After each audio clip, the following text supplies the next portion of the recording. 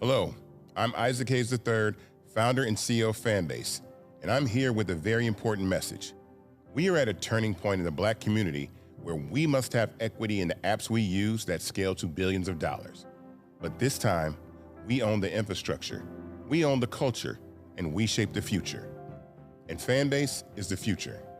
Fanbase combines the free functionality of Instagram, TikTok, and YouTube into an all-in-one platform built for the evolution of social media and monetization. With over 1.4 million users, that's real proof that we are shifting the conversation of tech ownership and equity for creators. So right now, I want you to go to startengine.com/fanbase and invest today. The minimum to invest is $399.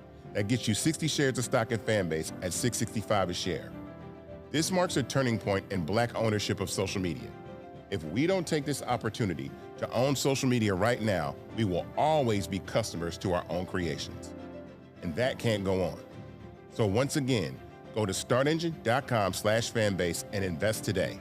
We must own the platforms where our voices live, our stories matter, and where our culture drives the world. Thank you. Folks, Black Star Network is here. I'm real revolutionary right now. Black power. Support this man, Black media. He makes sure that our stories are told. Thank you for being the voice of Black America, Roland. Stay Black. I love y'all. All momentum we have now, we have to keep this going. The video looks phenomenal. See, this difference between Black Star Network and Black-owned media and something like CNN. You can't be Black-owned media and be scared. It's time to be smart. Bring your eyeballs home. You dig?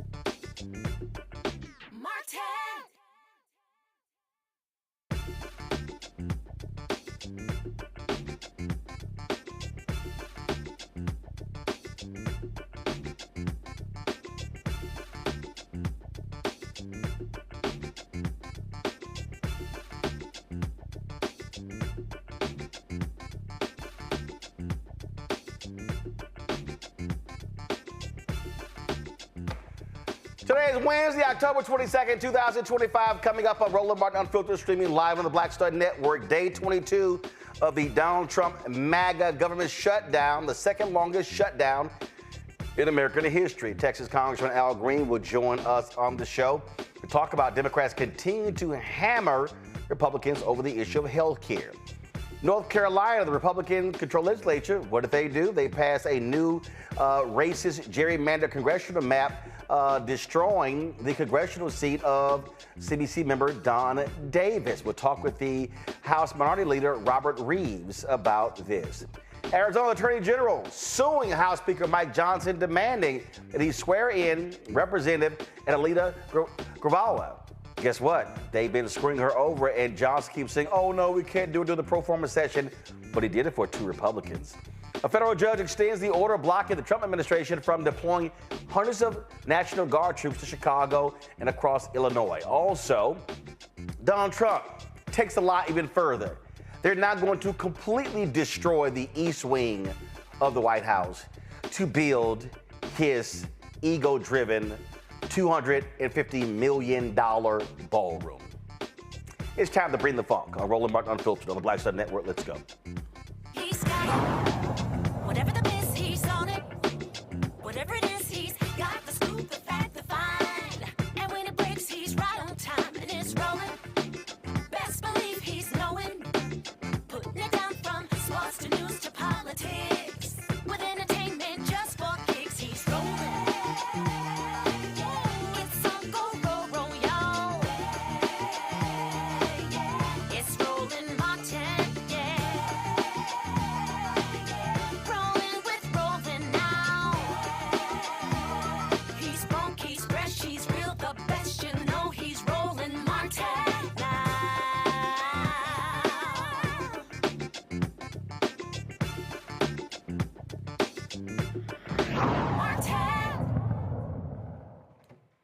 Day 22 of the Donald Trump-MAGA government shutdown, the second longest in history. The Senate voted on the House-passed funding bill to reopen the federal government for the 12th time. It failed.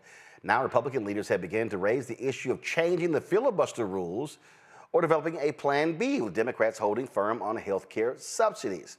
Now, you have people like, literally, Democrat Senator John Fetterman, who says he supports the ending of the filibuster when it comes to budget issues. Texas Congressman Al Green joins us right now. Glad to have you on the show. So, you know what, I guess, you know, if you're going to go Republican light, just go full Republican. I mean, it has to be disappointing to have to deal with Senator John Fetterman, Democrat elected out of Pennsylvania. who is willing to stand with Republicans when it comes to ending the filibuster regarding the government shutdown. Well, thank you for the opportunity to be on, and it's always a privilege and a pleasure. I heard Senator Fetterman, but I must tell you, some of us Democrats wanted to have that filibuster rule eliminated so that we could pass John Lewis Voting Rights Act. And if we had, we wouldn't be having many of the problems that we're having today, because that John Lewis Voting Rights Act would have prevented much of what Trump is trying to do to steal congressional seats. So I still stand where I stood.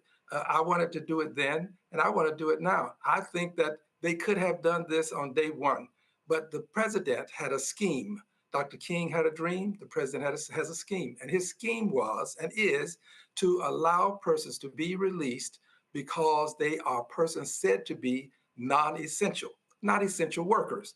And then in doing this, by having other people declare them not essential, he can release them and say, we didn't need them anyway. They weren't essential. They also are prolonging this because they understand that we have the 218th vote necessary to make sure that we get some justice for all of these ladies who suffered as a result of Epstein. I think that letting them do it is something we can't prevent. They could have done it before now. I wish we had done it. And I do believe that our day will come, and the things that are important to us, we will be able to pass. It was Sinema and Manchin that prevented us from passing John Lewis voting rights, George Floyd justice and policing, raising the minimum wage, dealing with comprehensive immigration reform, making sure that LGBTQ community was treated fairly. These are things that I want to see done, and I don't oppose what the senator said, because I've already said earlier, as have many others, that this is something that we should do. Well, the reason I raised that is because it's like, well, it's kind of late because he certainly wasn't saying that when Democrats were in control. That's the issue that I have here. Well, I can see I see your point. Well, I'm consistent, dear brother. I am very consistent. I'm a liberated Democrat, unbought, unbossed, unafraid. And I said on October 2nd, that they would move to this point, that they would eventually say shamelessly that we're going to go ahead and use the filibuster. They call it the nuclear option, of course, but it's just a 51 vote plus rule or a 60 vote plus rule. And they play games because just a little while ago, the president used that rule, the 51 vote rule, avoided the 60, so that he could get more persons of his choosing into key positions. They did it when they wanted to put Gorsuch on the Supreme Court. They passed it with 54 votes. It was 54 to 45, I believe. And they do it shamelessly. Well, I'm not ashamed to take a position that I believe will help us to overcome many of the transgressions that we've had to suffer from, including, remember, it was civil rights legislation that was filibustered. I mean, things that have been important to us, lynching legislation, all of these things have been important to us. And I appreciate what you said and affording me the opportunity to give my candid opinion. And it means something to me to know that you would call him out. I have said repeatedly that Democrats have finally found a consistent winning argument that is resonating with the American people, and that is this battle over health care. And I said that, listen, it's a lot of stuff to be talking about, but every single day, every Democrat in the House, every Democrat in the Senate, including John Fetterman, should be locked and loaded on this issue of health care, because it's winning for Democrats in the polls. And here's the deal. All of these broke conservative white folks in these red states, they can love them some Donald Trump, but they are scared to death. And we know based upon data. They were saying, of course, oh, don't get rid of Obamacare. Don't touch the Affordable Care Act, not realizing they were too stupid to realize it's the exact same thing. And so, to me, this is the one where you stand firm on and hammer every single day. You now got Senator Joni Ernst, who's not running for re-election, saying, guess what? Subsidies are not going to go away, because these people are now realizing they need those subsidies or their health care is going to explode. That's right. Well, let me give you an assurance. As a liberated Democrat, unbought, unbossed, unafraid, I assure you that I'm going to stand my ground. Now, I don't speak for the Democratic Party, but I speak for everybody that agrees with me. And it seems that a good many people in the party agree with me now. But to make your contention, your statement, which is a valid statement, even clearer for people, I had my staff to compile some data for us. And this is interesting. A person who made $255,000 in 2020 will have a tax cut in 2027 that will amount to about 4%. That makes you in the top 0.1% if you get this tax cut you'll get a $255,000 tax cut in 2027 if you're in the top 0.1%. Now, here's an important point. That is $698.63 a day. If you are a person who made $265, and this is your average benefit in 2027, you will get about 73 cents per day. This tax bill was designed to put money in the pockets of people who are high income earners. People who are not high income earners are getting pennies per day, and people who are high income earners, 0.1%, are getting hundreds of dollars per day, almost $700 if you made $255,000. That's a whole lot right there that's going to negatively impact people. Again, see, and this is where, I mean, a few months ago, Democratic leader Jeffries and some other Democrats were in New Orleans for an event and news conference. And I said, man, listen, y'all were already in Louisiana. You should have had members at every single district office of Mike Johnson, Shreveport, and all those other different places, and showing this is how many people in this district are not going to have health care. And I'm telling you, we see it right now. Now you got these farmers who are crying because of Trump's tariffs, how they're getting screwed as well. All of these people who voted for him and voted for Republicans are now realizing, oh my goodness, we're getting screwed. And this is where Democrats should be saying, hashtag, we tried to tell you. We tried to tell you. And it is an I told you so moment. And sometimes you got to say, I told you so. Yes. And it's not just an I told you so for a little bit. In a good many of these states, you're going to pay twice as much for your health care. And in some others, you will approach thrice as much. So the amount that you will pay is going to vary, but it won't be by a small amount. People are going to pay a large amount of money, additional money for health care, because the Obamacare subsidies were there to help people with their health care costs. And I stand by these subsidies. I'm a guy who believes that in the richest country in the world, you ought to have health care simply because you're sick. I'm not a guy who believes that for some reason you've got to sign up 3 times a year or 2 times a year and prove that you are able to work someplace, volunteer to work. They can criticize me for that if they'd like, but I think sick people need health care. And we ought to give it to them because many of these people can be contagious and they'll cause this sickness to be spread throughout society. So let's just start with the notion that we ought to have health care for people who are sick, whoever they happen to be. If they're sick, they need health care. And those people who say that immigrants are going to get health care who are undocumented, if you go to an emergency room and you are sick, do we turn people away if you've been hit with a car and you're in an emergency room? If we wound you in mortal combat and we don't kill you, we will give you aid and comfort. If we capture you after you tried to rob a bank and we don't kill you, when we hurt you, we'll give you aid and comfort. How can we decide that we are now going to turn away people who are hurt in an auto accident, they get to the emergency room, and we're not going to give them aid and comfort? I stand by people who are sick and in need of health care, receiving health care. And when we do it through the emergency rooms, we all pay more because we all have to cover that cost of additional care at an emergency room, and it costs a lot more. So let's try to give people health care because they're sick in this country. And I want to say this, I want to go back through these numbers again because they really are salient. And this is the point. If you are a person who is in the top 0.1%, and you will get an average tax cut of $255,000. Now that is $698.63 per day. If you are a person who is earning, say, less than $50,000 annually, you will get a tax cut of $265,000. $265. Got to get these numbers right. $265. That's 73 cents per day. So the point is, the wealthy people will get a lot of money, and those who are not so wealthy are going to get pennies per day. The wealthy will get hundreds of dollars per day. Well, keep in mind, they don't want undocumented workers getting health care, but if you're in Argentina, you can get $40 billion to save your economy. Well, but they also want undocumented workers to pick the fruit. They want undocumented workers to work in slaughterhouses. If we kick all of the undocumented workers out of this country, the cost of labor is going to go up. You're going to get more inflation as a result. You're going to have a difficult time finding people to do this work. That's the first thing. But assuming you do, we're going to have to pay a lot more for it. So the impact in society is not something that ends at the border. It begins when those persons are removed from this country. And by the way, this president is doing this because, in his opinion, the United States of America is not white enough.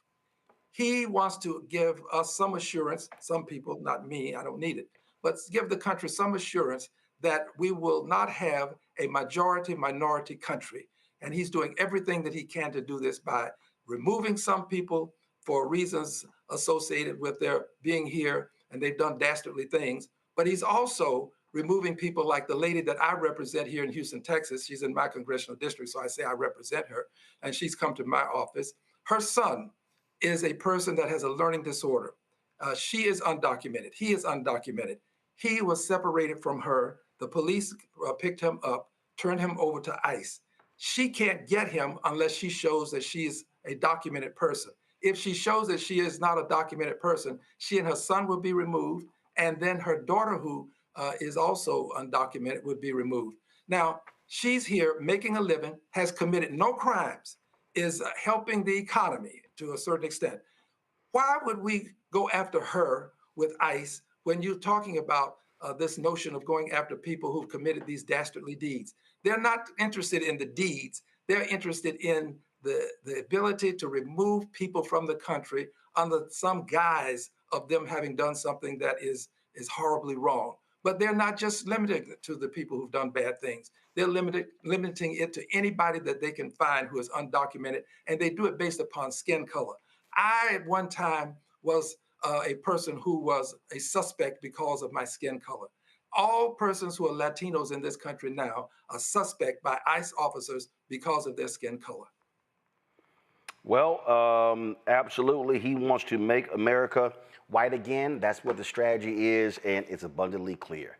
Congressman Al Green, we really appreciate it. Thanks a lot. Thank you, dear brother. Thank you. All right, folks, going to a break. We come back. Let's talk about Trump wanting to make changes to the refugee program because he really just wants more white people in the country.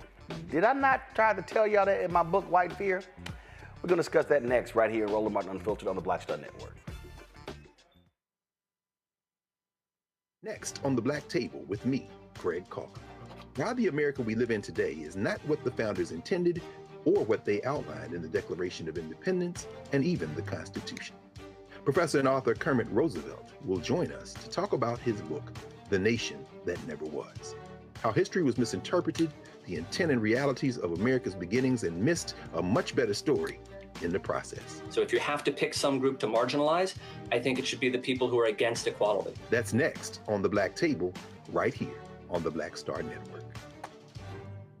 Nicole Cole knows the cornerstone of a successful life starts here. Virginia Public Schools gave Nicole an excellent education. They helped her become a small business owner, family financial planner, mother, and community leader. Now, after 4 years on the Spotsylvania School Board, Nicole is running for delegate to meet the needs of all students. As our delegate, Nicole will fully fund our schools, raise teacher salaries, and help graduating students stay in our communities. Nicole Cole for delegate. For us, for our future. In the military, I gave orders, and they went a lot further than they do around here. If there's one thing I've learned as a mom and foster parent of more kids than I can count, investing in their future isn't a choice. In Richmond, I'll fight for Stafford's fair share for our schools. Smaller class sizes, better teacher pay, and more vocational training. I'm Stacey Carroll, and I'll fight to get our kids' future in order. Josh Cole became a pastor and delegate to serve his community. That's why Josh is fighting to lower costs for families hurting from inflation and make sure we can all afford quality health care. But Sean Steinway has embraced his MAGA backers who support Trump's mass firing of federal workers. and the MAGA plan to ban abortion with no exceptions. We deserve better than Sean Steinway. I'm Josh Cole, candidate for delegate, and I sponsored this ad. As a pastor, I hear a lot about trips to the doctor, bills piling up, jobs being lost. So as your delegate, I went to work writing laws that protect families, helping parents care for their disabled children, capping insulin costs, lowering prescription prices, and investing in our police and schools. I'm Josh Cole, and as your delegate, I'm working to keep us strong and safe. What's up, y'all? This is Wendell Haskins, a.k.a. Win Hogan at the original T-Golf Classic. And you know I watch Roland Martin Unfiltered.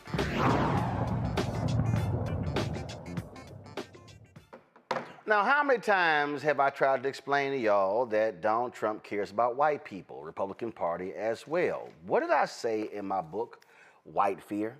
How the browning of America is making white folks lose their minds? What did I tell y'all that what they're trying to do? Well, check this out. New York Times reported this right here. This is the headline. Trump considers overhaul of refugee system that would favor white people. The proposals would transform a program aimed at helping the most vulnerable people in the world into one that gives preference to mostly white people who say they are being persecuted. Article goes on to lay this out. The proposals, some of which already have gone into effect, would transform a decades-old program. It was presented to the White House in April by State and Homeland Security. And it's just real simple, y'all.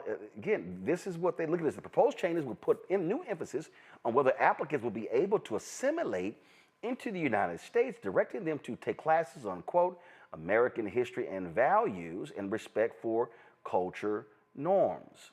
The proposals also advised Mr. Trump to prioritize Europeans who have been targeted for peaceful expression of views online, such as opposition to mass migration or support for populist political parties. Y'all, this is about whiteness. That's what they want.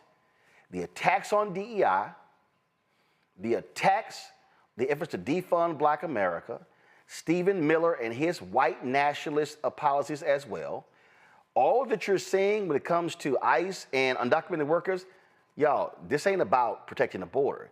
This literally is about how do you keep this country as white as possible. My panel, Rebecca Carruthers, she is president and CEO of the Fair Election Center, joining us out of Washington, D.C. Dr. Larry J. Walker, associate professor, University of Central Florida out of Orlando. Dr. Neon B. Carter, associate professor, School of Public Policy, University of Maryland, author of American While Black, African Americans, Immigration, and the Limits of Citizenship out of D.C. Neon, I'm going to start with you. This is why they want to change the 14th Amendment. This is why they want it when it comes to birthright citizenship. Donald Trump and MAGA, Project 2025, is about whiteness, pure and simple, nobody else. Well, absolutely. I mean, we saw that on display this summer when that first crop of South Africans were classified as refugees and then fast-tracked into the country. Meanwhile, we have thousands. Also based upon a lie. They would not be persecuted. White farmers would not be persecuted at all. It was all a lie.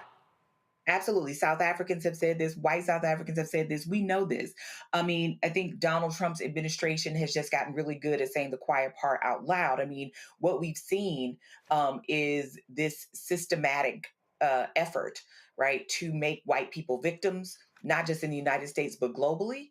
And also, in this case, to artificially lower our cap for refugees, real refugees, people that have already been vetted, and disallow them to come into the country. It is unfortunate, it's sad, and I think this year they are looking to reserve almost all the seats available to refugees for white South Africans. And the remaining 500 or so, they're only going to do 7,500, which is a historic low, will be for everybody else who speaks English and has positive things to say about free speech or something like that. So this is pretty naked in terms of what this government is trying to do. Larry, it's clear. The hoods are off. They are openly embracing white supremacy, white nationalism. That's what they're doing. Yeah, and now you hit it right on it. I mean, this is first of all, this is an old playbook. I mean, this is not new in terms of what the Republican Party is doing with white South Africans. First of all, it's really sad in terms of the importance of the refugee program, in terms of over the last several years, in terms of the individuals who are really are from war-torn countries who've come to the United States and made major contributions. But this is about Make America White Again. It really is, this issue relating to the shifting demographics, and I think it's by 2042, or whatever the age will be, majority minority country. And, you talked about your book, and I've done some work on this also, is that, is this embedded fear of not being the majority anymore and, what it would mean to be in a minority. And this is impacting, not only those who recently in the United States, but folks who've been here for decades who are still green card holders. We see some of those individuals, whether at airports or in communities, being snatched up by ICE and other entities. But this terrorism, because it's essentially what it is going to continue. And if we don't continue to fight, demonstrate, et cetera. But once again, Roland, we should remind folks that we told them over several months that this would happen if Donald Trump was elected president of the United States. And so now we're all left to deal with this madness, and it's going to continue, and we're going to see a lot of people hurt. Rebecca, the article says this here. According to the rationale laid out in the document submitted to Mr. Trump, America's acceptance of refugees has made the country too diverse. Quote, the sharp increase in diversity has reduced the level of social trust essential for the functioning of a democratic polity. The administration should only welcome refugees who can be fully and appropriately assimilate and are aligned with the president's objectives. What they're saying here is we want white people. We want people as white as possible. White, blonde-haired, blue-eyed, that's what we want. Roland, for all of the people who've always criticized Black folks in this country and have asked the question, why do you all always make it about race? The reason why we talk about race as a Black people in this country is because it has always been about race. We've heard a lot of people talk about how we're in a new Reconstruction. Well, guess what? The last time we were at this low point in our country, when we were at the first nadir in this country, it was during post-Reconstruction. And when we saw the Civil Rights Act of 1875 get demolished during post-Reconstruction, it took about 82 years to climb out of that. So now we recognize that we are in a second nadir. We're in a second low point in this country. We're seeing a resurgence of white supremacy that never went away because it was never actually addressed in this country. I don't know about you, but I don't have the patience to wait 82 years. Now it's time to actually deal with those issues that weren't correctly dealt with in the past. We are here now, and now it's time for that confrontation. It's time for that moment to right those wrongs. Absolutely. And so just understand, I saw this clip earlier from the TV show The Practice where they talked about it. I'm gonna find it and try to play it later. But again, it speaks to the reality that we're facing in this country. And when they talk about the issue of whiteness, it also extends to our politics. Now, we told you last week, the Supreme Court had the oral arguments that could wipe out anywhere from 12 to 19, upwards of 30 members of the CBC, also some Latinos as well, because you've got white Republicans who don't want race to be issued. Now then, they want to now say, oh no, when we do gerrymandering, it's not about race, it's about politics. That's interesting, because in North Carolina, white Republicans, it's always been about race. Always. See, they got busted. They got busted for targeting Black people when it came to voting. Yep, federal judges busted them, literally said there was a surgical-like precision targeting Black people. Donald Trump is now running around wanting to say, let's get more districts, more districts. So Republicans in North Carolina said, oh, say no more. The state legislature, they approved a new congressional map and pulled the map up. As you can see, the map creates one additional Republican seat, bolstering the party's majority ahead of next year's midterm elections. It's going to target the seat currently held by Congressman Don Davis, who's African American. Now, North Carolina state law does not allow the governor, Josh Stein, a Democrat, to veto redistricting bills. Robert Reives, the North Carolina State House Minority Leader, he joins us right now. I'm glad to have you on the show. Let's just be clear. White Republicans have been targeting Black people in North Carolina because they are still pissed off with 2008. 2008, President, then Senator Barack Obama, won North Carolina by 14,100 votes. And man, since then, Republicans there have been doing everything they can to change voting laws, to change procedures, to target black people. There have been lawsuits. You had Moral Mondays. You had Bishop William Barber and others going to court, Democracy Now! And so what we're dealing with here, Robert, is pure and simple. It is literally a battle over black and white in North Carolina. Yeah, and I can definitely see where you get that. And Roland, I appreciate you having me on. I really appreciate all the work that you guys do. What we've been running into, like you said, since that time has been a gerrymandering problem that, again, Justice Clarence Thomas said was racist.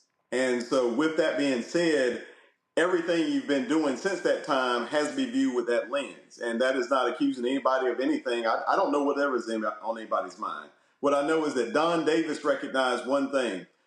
The bill that has been submitted and has been voted on and made law in Congress cannot work for northeastern North Carolina. It can't work for rural North Carolina. 80% of this state is rural. And it's not just hurting black people. It's hurting black people, white people, Latino people, Native Americans, every Asian. Everybody is getting hurt by this thing. And yes, you can't help but notice that Don Davis, who represents a district that took 90 years to get an African American to represent it, despite the large African American population, is now being put out of office for whatever reason. And so for the people who will say, well, Ro, I think that, I mean, I hear you, but I think you're just, taking too far. No. Well, you said it, you just said it. Even Clarence Thomas was like, damn, this is racist. I mean, what Republicans were, they literally put it on paper. Hey, can y'all find out when black people vote early? And they saw 70% of black votes were cast in early voting. So they slashed early voting. Then they said, we're only gonna have one polling location per county as well. I mean, direct, unambiguous attacks on black people in North Carolina. And what I would say also is, and again, I'm in office. I'm not endorsing, not saying anything about what anybody's intentions are, but what I would say is that I am. If you notice, I understand. If you notice the effect that it's having, I think people have got to understand that if we don't speak out, if we don't do anything, then we're basically saying it's okay. And I'll have to acknowledge I was a little unhappy to see that there weren't any faces of people that were being affected showing up today to show their displeasure. We've got to stop sitting on the sidelines, all of us. This isn't on the back of Roland Martin. This isn't on the back of elected officials. This isn't on the back of Hakeem Jeffries. This is on the back of everyone who is worried about what the next generation looks like and what their opportunities are. And until we show that we're serious about this, I'm afraid that you're going to see a lot of this continue. And again, I want to be clear because North Carolina gets real funny and folks get real funny about what you're saying they are or aren't doing. I'm not trying to read anybody's mind. I'm telling you what the effect is. And if that is the effect, that should be taken into account when you're doing these things. Well, see, I'm not reading their minds. I'm reading what they actually said. This is from July 2016. This is a Washington Post article. And I need people to understand, okay? Again, people listen to me clearly. Republicans in North Carolina have been pissed off because Obama won the state. North Carolina used to be one of the worst states when it came to voter turnout. But because people, activists and others were on the ground beating the bush, and then Obama comes in, black voter blows up. And then all of a sudden, North Carolina rises to the top portion of the state, of the country, when it came to voter turnout because of 2008. Ever since then, it's been suppressed. This is an article, again, in the Washington Post, July 29, 2016. The headline says, "The Smoking Gun Proving North Carolina Republicans Try to Disenfranchise Black Voters." And a federal court struck down the North Carolina voter ID law, and the architect of that was Tom Tillis, later in the United States Senate. You had Pat McCrory and others, and they laid out. They found only 31 individual cases of voter impersonation, and the judges found that the provisions, quote, target African Americans with almost surgical precision. This data showed that African Americans disproportionately lack the most common kind of photo ID, those issued by the Department of Motor Vehicles, so the legislators did it on purpose. Quote, with race data in hand, the legislature amended the bill to exclude many of the alternative photo IDs used by African Americans. The bill retained only the kinds of IDs that white North Carolinians were more likely to possess. Now, that's not me saying I think what they were doing. These are federal judges who said, yeah, we see what they were doing. Now, let's move forward. You had an opportunity when Sherry Beasley was Chief Justice of North Carolina Supreme Court. And to your point about people falling asleep, this is a perfect example. Had she got she lost by 401 votes. 400. Has she got, and for people who don't understand, that people on the show, I keep talking about state Supreme Courts and why they matter. When the Democrats, because the Supreme Court races are partisan, when they took control of the Supreme Court, what did they rule against? This law. They ruled against racial gerrymandering, ruled against partisan gerrymandering. They stopped the Republican legislature, a lot of their craziness. Those Republicans were so pissed off, they wanted to take the power of the Supreme Court, which is supposed to be the highest in the state, and give it to the court beneath them because Republicans control that. So what happens? She runs for re-election. She loses. So Democrats could have had a 6-1 majority. It went to 4-3. The next election, I think it was a brother who was on the court. He ran for another office. They filled that once, so they flipped. Now Republicans have a 5-2 majority. That's why they tried to take out the white woman who just won, but it was over her election. I think it was 700 some odd votes, and that's why they have been trying to target. They tried to impeach Anita Earls because she gave her opinion on diversity, and so I need our people to understand. Had black folks, especially in the in the Black Belt, East North Carolina, had we maximized our votes, Robert, we'll be having a different conversation in North Carolina about political power. Exactly, 40 votes per county. If we picked up 40 votes per county, Sherry Beasley's in place, everything's different right now. But we chose not to do that, and that's what I'm saying. We've got to decide, and here's the gift we've been given, Roland.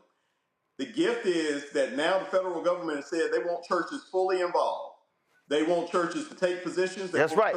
From the pulpit. Church pastors can endorse from the pulpit. Yes. So that's an opportunity because the strongest, the largest motivator and the largest position maker that we have had in our history has been the black church. So this is an opportunity for every black pastor in this country to step up, not to try to take care of any particular party or group, but to take care of their own. Take care of their parishioners. Yes, that's it. And so all you got to do is take the position, who's going to help the people that I am pastoring, the people I am preaching to, the people who don't have health care, the people who don't have educational opportunities. Do you know how hard it is in North Carolina right now if you don't live in one of the big cities to get anything? You don't have public transportation. You don't have these private schools that they're throwing all of our tax money into. You don't have any of this stuff. And so you've got to depend on the government to at least give you a shot.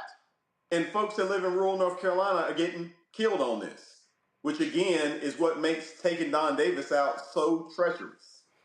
So before I go to my panel with questions, and I'll tell you this here, I had a pastor, this was Reverend Sharpton had his National Action Network conference, and a pastor called me asking me if I was attending. I wasn't. I had something else to do, and he said, they were having a panel on the state of the black church during Trump. I said, man, stop wasting your breath. He was like, what? I said, this is what y'all should be focused on. I said, this is all you should be focused on. You should be focused on what is the National Action Network's committee specifically for North Carolina and Georgia. I said, there's a U.S. Senate race in 2026. I said, Anita Earls is on the ballot to retain her Supreme Court seat in 2026.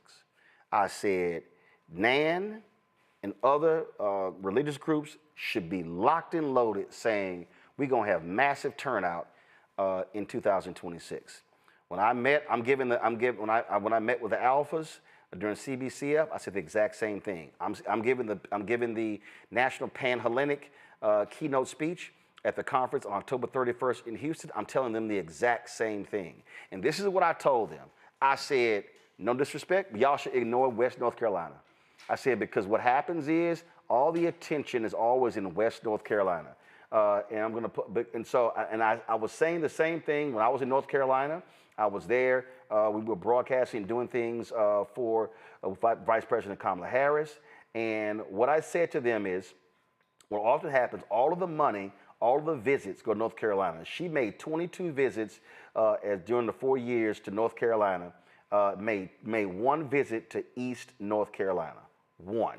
And what I said to folks is you got to understand the state, and you know this very well. When you look at the state of North Carolina and you break it down, and what people have to understand. So folks, so go to my iPad right now. Y'all, this is a state right here. If you essentially, let's just say you see Raleigh. If I draw a line, let's see here. No, I'm gonna pull up, give me 1 second. I'm gonna pull, this ad pops up. I'm gonna do this here. And tell me if I'm wrong here, Robert. If I put that line to the left where it says Raleigh, and that line goes straight down, let's say where it says Granville, goes down the way, Harnett, Cumberland. If I draw that line down there, and I say I'm gonna hit everything to the right of that line, that's the richest part of black voters that gets the least amount of attention and the least amount of money to turn out in elections statewide. Correct? Yes or no? Absolutely correct. That is it. And Roland, what is interesting is that I've heard pundits up until recently tell us, well, no, we can't do anything down east. There's not much hope or anything of that sort. And you're seeing numbers of 30% population in the county, 40% populations in counties, and we're just not going out there talking to them. Just go out there and talk to them, tell them what's going on, and then come right back. And I'm glad you brought up activating the alphas. I've activated my fraternity, Kappas. And and the local Kappas have gone crazy about trying to get out here. They're canvassing now. And my question is, why is the Divine Nine not doing this? We've got an opportunity. We can knock doors every day until 26. Right. You don't need permission. They will welcome us. You'd be shocked. I was shocked. I'd never knocked doors before I ran for office. I was shocked at how happy people were to see me and to see us and to see faces they felt they could relate to. And you'd be shocked at how many people want to help us do that. I had organizations call when I talked about the activism and I give out a shout out to Tony and my Raleigh alumni chapter. But when he was talking about, look, I want to canvass, I want to do these things, I want to organize. They said, free training. You tell us when to show up, where to show up. We will train you. We will talk to you. We will help you. We will attend. We will stay out of the way if you want us. But there is no reason. We had a bill last year that would all but effectively shut down the Divine Nine on all campuses in North Carolina. Think about that. Look at what just happened at UNC Chapel Hill. 52 years they've been part of that lounge and then just taken. Just like that, like they were never there. And we're not standing up. Think of the athletic money that you've got. You think of all of the people that we have. At one point in time, we had 2 black billionaires in North Carolina. Why aren't we activating these networks? So I'm with you. It's all this opportunity, and we're just letting it go. Questions from the panel. Rebecca, you first. Thank you so much for being on the show tonight. So I lead a national voting rights nonprofit. We do a lot of work in North Carolina, including work on college campuses with organizing those campuses for civic engagement. We do nonpartisan work, but how can nonpartisan organizations such as Fair Election Center support to make sure that when redistricting happens, that it's fair, is following the law, and it's not having a negative impact on marginalized communities? Well, I tell you, that's a great question. I appreciate you asking that question. Nonpartisan groups have a special opportunity because the lines have been drawn so well.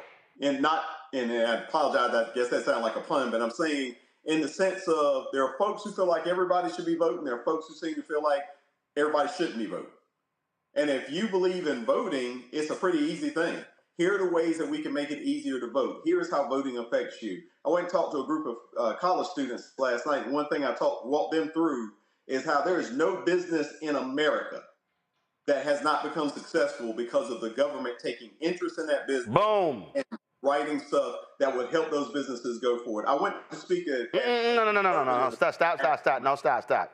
Oh, I need you to I'm sorry. repeat that again for the people in the back who don't understand, who say, government don't do nothing in my life. Government ain't got no impact on my life. Every business knows that's a lie. Go ahead, say it again. And that's why these businesses spend so much money in elections. That's why Citizens United was such a game changer. Because now businesses can say, this is going to help my business. I'm going to pour money into it. We just had that happen here in North Carolina. We got a brand new industry that didn't exist because the business donated some money. At least that's what it appears. Red Speed donates the money. Suddenly they've got traffic cameras deciding about who's going to get caught for speeding. Not police officers, not anybody else, but traffic cameras. Literally, no business in this country has become successful without government stepping in, changing regulations, helping them with loans, helping them with the ability to attract loans. Finance Magazine said you can see where redlining will or won't happen just by the representation that somebody's got. Just that simple, because the government's the only ones that can lean on a bank to say, you've got to help these folks out just like you're helping everybody else. Yep. There's tons of government money out there you're never going to have access to if you're not involved in government. Larry. Yeah, thank you for taking time this evening. And you hit on some things. You talked about the Divine Nine and maybe certainly some failures in terms of political activism. As we move closer to the midterms, what does black political activism, what will it look like in North Carolina? Do you need to consider non-traditional approaches? What is it going to look like now, particularly as we talk about gerrymandering? Hold up, Rob, before you answer that question, we're not moving closer to the midterms. We are in the cycle now. Right now, we're in it now. Robert, go ahead. Yes. And what I would say to that is simply this. You can always be innovative, but I'm telling you, there are things that work that we just don't utilize. And that's the problem. You don't have to reinvent the wheel. I am telling you factually. How do I know? Because we had a race in North Carolina in one of our districts, State House districts, that got decided by 400 votes.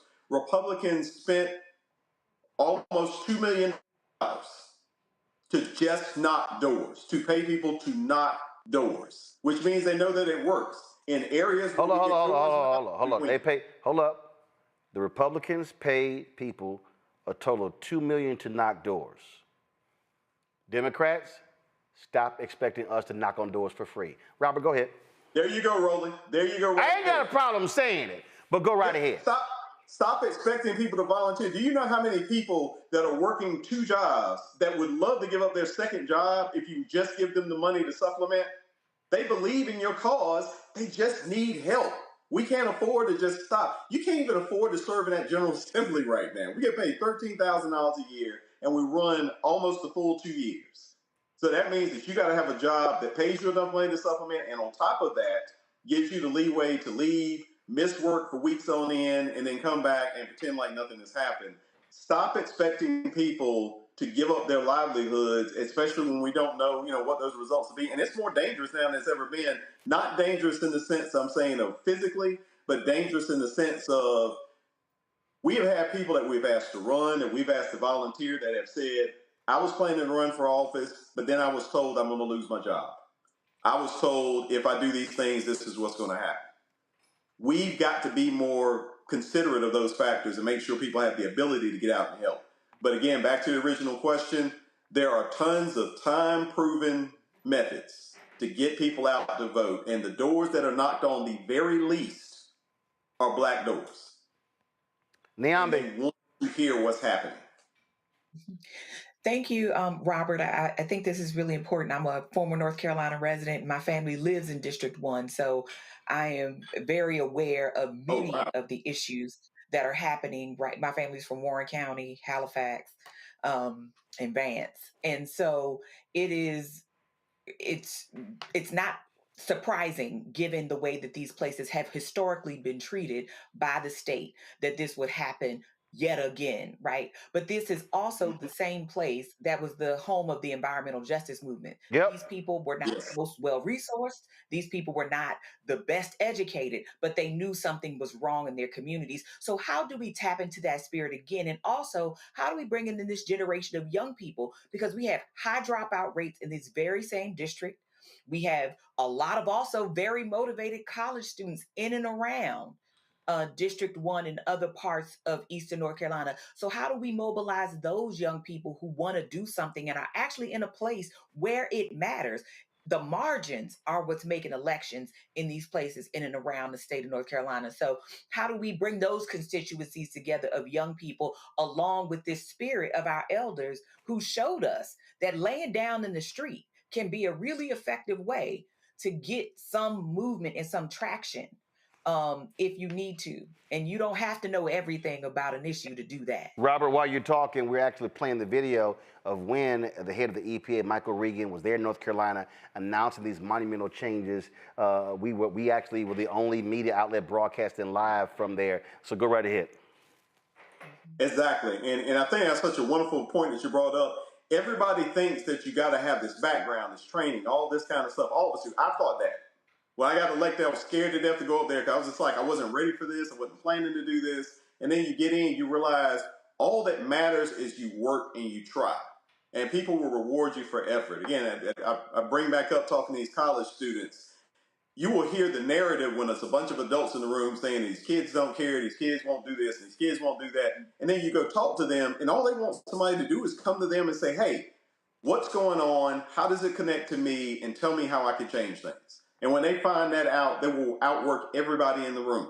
And if you do this in Northeast North Carolina with the history that it has, it would be amazing. The environmental justice movement was one of the most important movements that we had going on in North Carolina, because one of the things folks didn't realize is how bad Black people were affected and other minority groups by this. I mean, that goes through hog farm fights and all these kinds of things.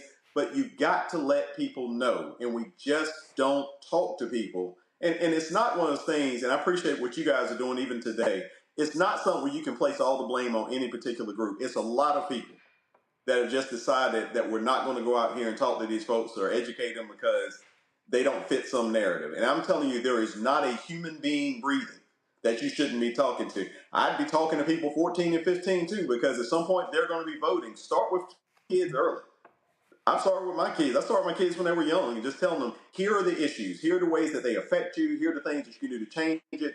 This is what you got to do. But we've all got to have those conversations. We can't depend. We're not going to have another Barack Obama in our lifetimes, most likely, simply because we don't appreciate how great a person he was, how magical he was for the moment. We're not going to have another William Barber in North Carolina anytime in our lifetime. You've got to take it upon yourselves, all of us, to say that we're not going to let moments pass where we don't have these discussions with people. Well, I'm going to say this here. You've got, there's a lot of excitement on the Democratic side because you've got former Governor Roy Cooper running for the United States Senate. I've already reached out to his campaign for he and I to have a conversation. But this is also what has to happen.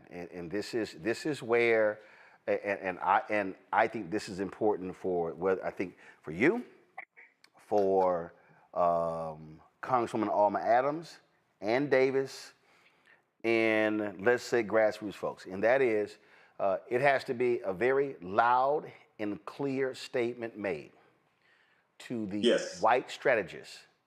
Let me be very clear, to the white media strategists, to the white campaign strategists who control the money, to say, y'all want to dump all your money on television? You better put your damn money on the ground.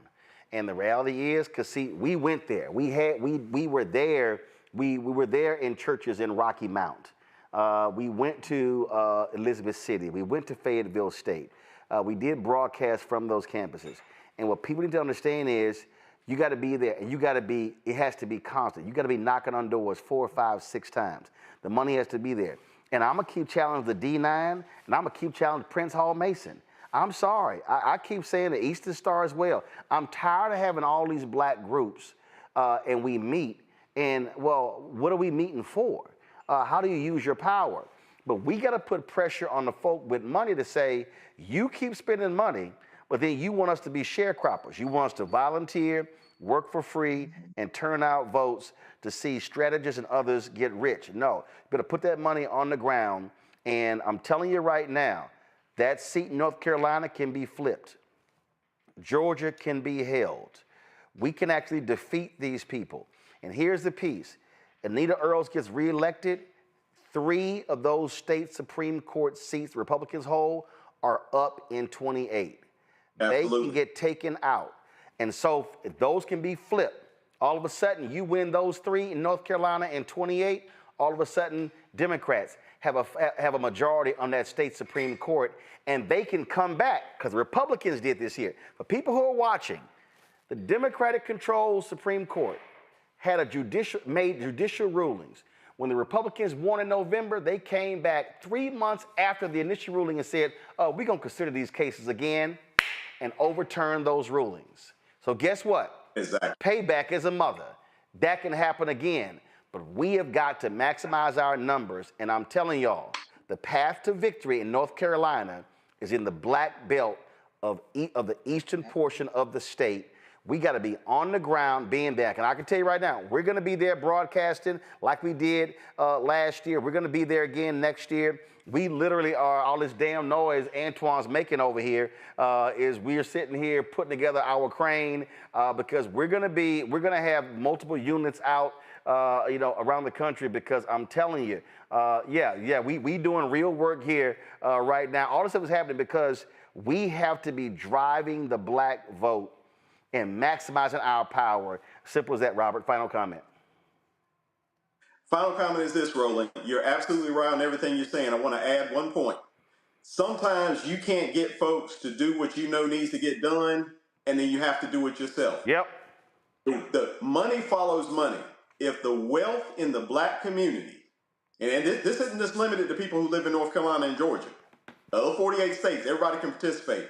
You take that wealth, and that wealth starts getting channeled, and that wealth starts saying, I'm giving you guys money, and this is what I want to see done with it, and then people ignore them, you give it directly to the people who are going to make it happen. Yeah. There are programs we can put in place right now that if folks will work, put the money together and fund it, I promise you, nobody wants to get left behind when something starts working.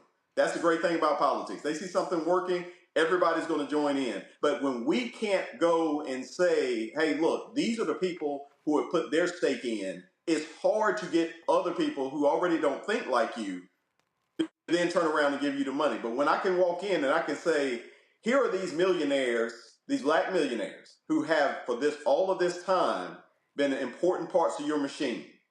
This is what they're funding, and this is what they would like to see happen. You start getting in line.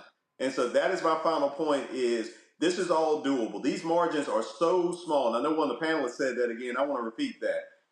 The difference in the majority in that House, for all intents and purposes, at some point in time has come down to about 6,000, 7,000 votes. That's nothing.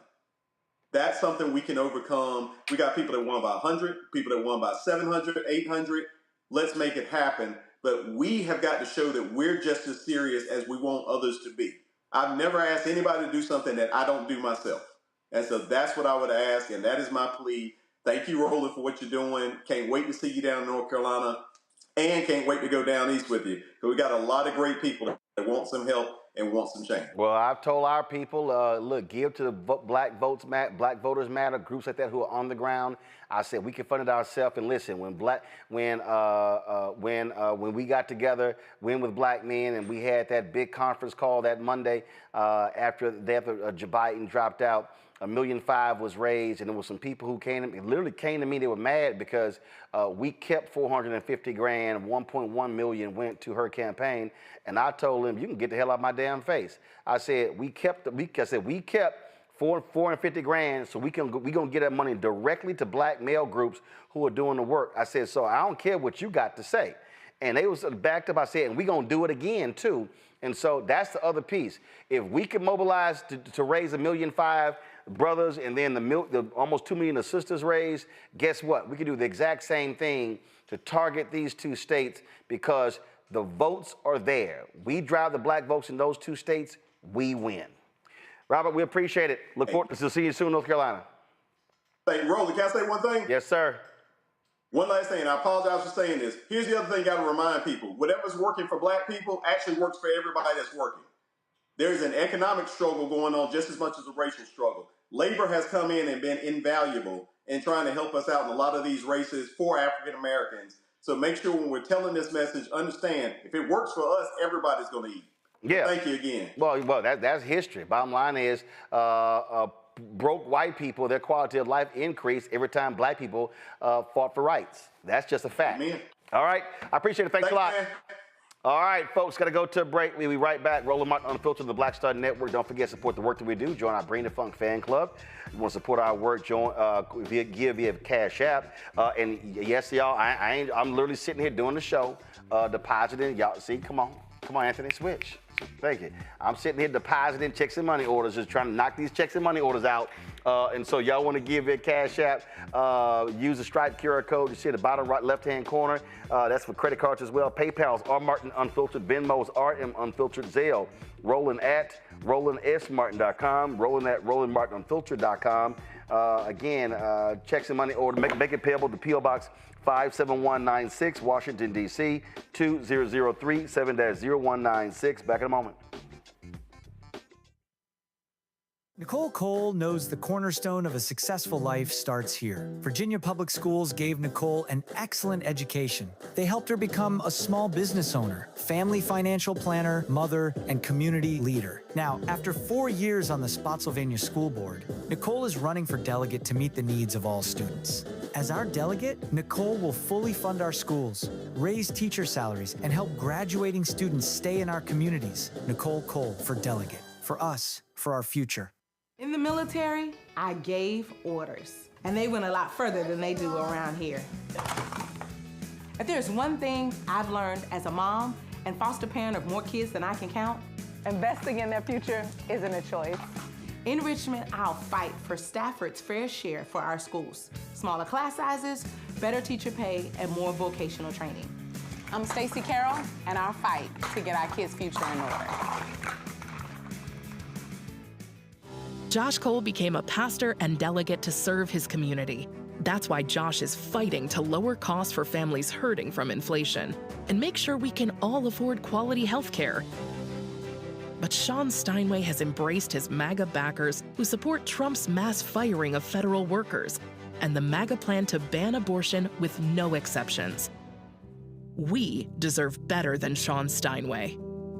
I'm Josh Cole, candidate for delegate, and I sponsored this ad. How you doing? My name is Mark Carey, and you're watching Roland Martin Unfiltered, deep into it, like pasteurized milk without the 2%. We getting deep. You want to turn that shit off? We're doing an interview, motherfucker.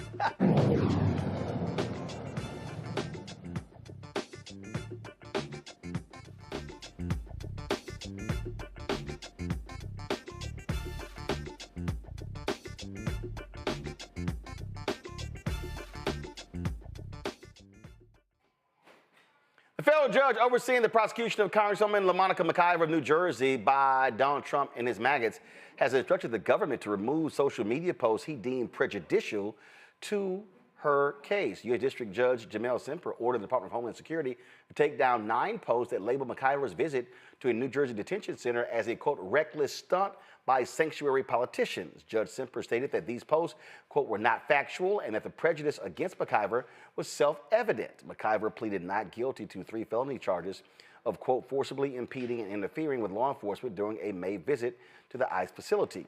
Federal authorities accused her of attacking and interfering with ICE agents during a visit with Newark Mayor Ras Baraka, who was also arrested. Charges were later dismissed. Her legal team calls the case pure politics, saying McIver is being targeted as a Democrat while Trump pardoned January 6 rioters and dropped similar assault cases. If the charges aren't dropped, McIver could face several years in prison. 2 of the charges carry a maximum sentence of up to 8 years in prison. Well, it's not like it's no shock here, Larry. They're liars. That's what the Trump people are. They're liars. Yeah, Roland, like you, I'm on social media a lot, and the amount of propaganda that is being sent out is certainly nothing we've seen like in the United States. And I know we talk a lot about other countries that have struggled, with authoritarianism, but we're seeing levels of propaganda, like I said, I've just never seen before. And the constant Homeland Security, state, Department of Education, they're all putting out propaganda, bold-faced lies. And as we know, Roland, whether it's immigration issues or this particular topic, the Trump administration consistently has been called out for not just fabrications, blatant lies. And this is another example. And I'm glad the judge called it out. The troubling issue is that, the kind of years that she could possibly get. And this is just another example of what happens in authoritarian governments. This doesn't happen in democracies. And as you noted, those January 6th insurrectionists are home chilling, except for the one who, tried to kill, Hakeem Jeffries. So we've got to do a better job of continue to hold these folks, responsible. But I think we should also acknowledge this is an example of another Black woman who the Trump administration has put in the crosshairs and deemed that she's doing something that they don't agree with, and then she has to be punished. These people are absolute thugs, Niambi, and it's no shot the judge ordered them to delete this because everything they do is prejudicial. They don't care about due process. Absolutely not. And they certainly don't care that Representative McIver was there with others who were actually trying to do their job and figure out what was happening in these facilities. I mean, I think what we have here is an administration, and not I think, I know, right? You said it over and over again, an administration that is committed, right, to lying, to obstructing, to ignoring, to, openly flouting the law. And they are there primarily to use Black and brown people, whether they be government officials or regular everyday citizens, to make their political point. And they use our pain. They use every power at their disposal, including detention and jail, to try to move us out of the way of what they ultimately want to do, which is restore, right? And I'm using that term very deliberately, America to a place where they felt like, whites could reign supreme.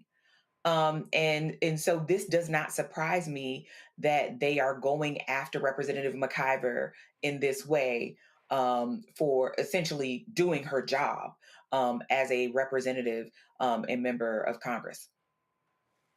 Rebecca? I really don't know what I can add in addition to what the other two panelists added. At the end of the day, like I said, over the previous weeks, is that we have to keep a record of what's happening because there's going to be a reckoning. It's interesting thinking about those January 6 rioters who committed crimes by trespassing and causing violence at the U.S. Capitol.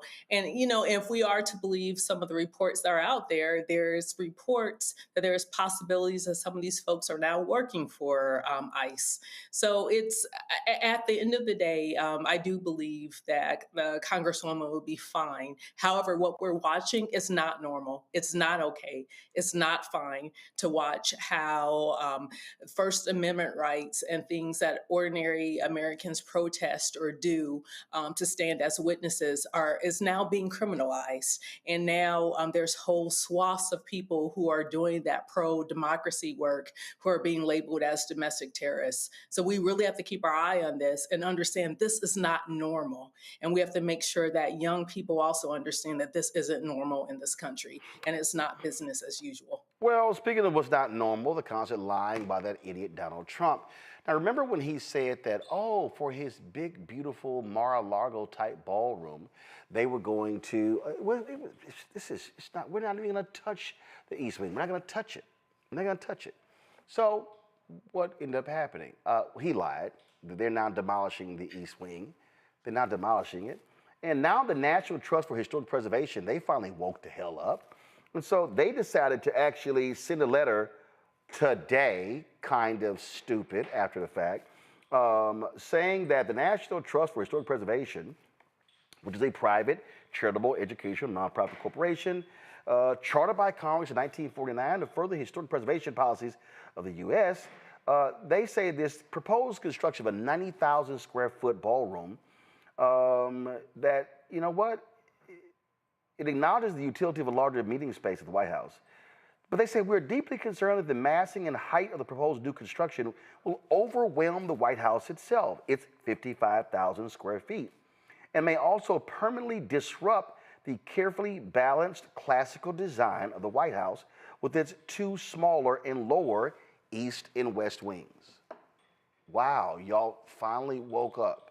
Now, mind you, In the letter, y'all, they literally are, and it says, the federally recognized Secretary of the Interior standards for rehabilitation offer, come on, back to my iPad, offer clear guidance for construction projects affecting historic properties. The standards provide that new additions should not destroy the historic fabric of the property and that the new work should be compatible with existing massing, size, scale, and architectural features. We respectfully urge the administration and National Park Service to pause demolition until plans for the proposed ballroom go through the legally required public review processes, including consultation and review by the National Capital Planning Commission and the Commission of Fine Arts, and to invite comment from the public. Where exactly have they been, Rebecca? Now you're saying, oh, pause demolition. Can y'all play the video again? They're tearing the shit down. Trump has already said, oh, we're going to tear down all of the East Wing, all of it. And to that particular point, Rebecca, this is what the Washington Post put out. This is going to be the what it's going to look like. That's how massive this ballroom is going to be. And yeah, absolutely, it is going to overwhelm the size of the White House. But when you are an egomaniac narcissist, you're building a monument to yourself. And so all he's trying to do is recreate Mar-a-Lago. This is a joke. Roland, I had a meeting over by the White House yesterday, and I actually walked by the White House to look and observe and to actually watch the demolition happen, and took pictures and video because it's ridiculous. We could talk about the aesthetics of it because it's stupid. I also promised my dad that I was not going to cuss tonight, so I want to try to say this without cussing. You know damn well you want to cuss. You know you want to cuss. Go ahead. I want to so bad. Can we talk about the security aspects of this? Do people realize that there's a bunker underneath the East Wing that is the equivalent of a skiff? Do people really understand what that means? Like, so we have these people who didn't go through regular order, who are now, we don't even know if they pulled the proper permits. They haven't been vetted by the Secret Service. We really don't know who these contractors are, who they're subcontracting out to. We really don't understand the integrity of the products and the construction pieces that they're using to do this work. This is a huge national security problem. This is going to be similar to like in the 80s when at the end of the Cold War, how throughout DC there was lots of holes punched into the walls because of all of the bugs that were inserted all across DC. Do people really understand the security issues that's coming out of this? You can't just all of a sudden destroy half of the White House. That's not how any of this works. It's not, and here's the thing, it's not safe for the president. It's not safe for anybody who works in his administration and who does business or who works every day in the White House. Like, there's a huge safety issue here. So we could talk about the aesthetics. It's ugly, but the security issues. Like, who thought that this was a good idea? Easy. One person who believes I can do whatever I want. I love this video here from The Daily Show. I think this pretty much sums it up. They took, of course, the theme song from the television show The West Wing and called it the East Wing. Listen. On this season of the East Wing. It won't interfere with the current building. It'll be near it, but not touching it. Well, we know that was a lie, but that's what Donald Trump does, Larry. He lies, and lies. Democratic leader Hakeem Jeffries actually also addressed the issue as well. Watch this. The Republican health care crisis grows worse by the day, and yet Republicans remain on vacation for the fourth consecutive week. Donald Trump is once again preparing to fly out of the country. The East Wing of the White House is being demolished so that Donald Trump can construct a ballroom where he will be celebrated like a king. And at the same time, Trump is trying to rob taxpayers of $230 million to continue to line his pockets. Now the New York Times there is reporting that they may even do a deal for all people who give big money. They're going to etch their names on the side of the wall. Yeah, so a couple things, Roland. Yeah, this is going to be like the Amazon White House experience, right? So it's super bizarre because I thought this was when I first saw the video, I thought it was fake because I'm like this makes no sense. But of course it's not. It's like a bad episode of The Simpsons or South Park or something.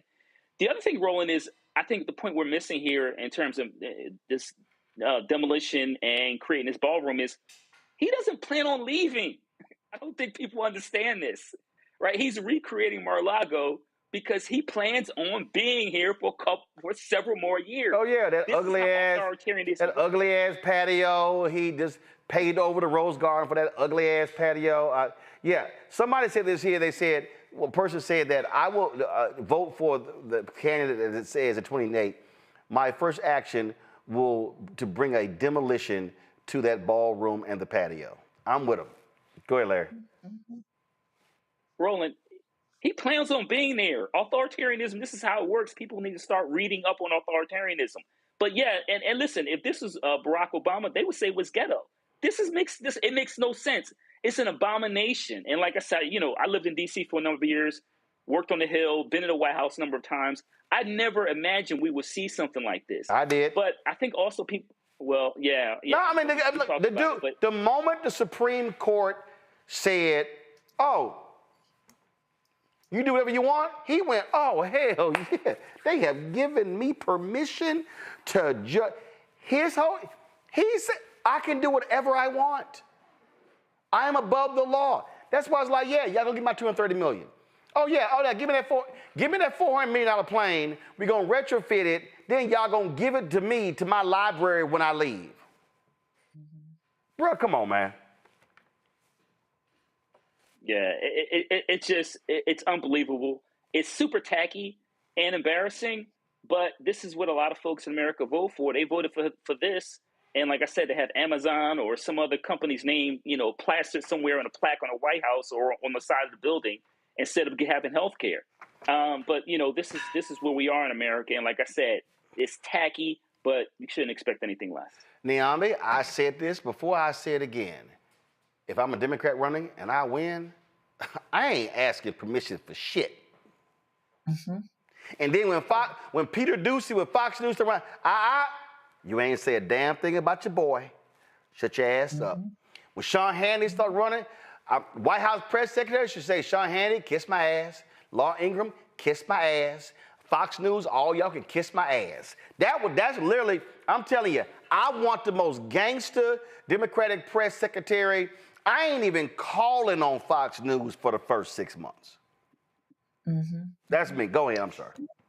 And I think, to what everyone said, I mean, even thinking about this building as something that should be changed, right? Because you think about all the iconography of the White House it's the seal, it's everywhere.